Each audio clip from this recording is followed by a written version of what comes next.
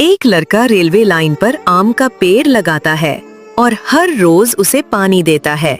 वक्त के साथ वो पेड़ बड़ा होता जाता है, हरे भरे पत्तों से ढक जाता है और उस पर बहुत सारे आम लगते हैं।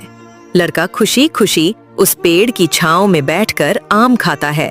अचानक एक दिन उसे दूर से ट्रेन की आवाज सुनाई देती है। वो घबरा कर देखता है। ट्रेन तेजी से आ रही होती है। पल भर में ट्रेन उस आम के पेड़ से टकरा जाती है और पेड़ जड़ से उखड़कर गिर जाता है।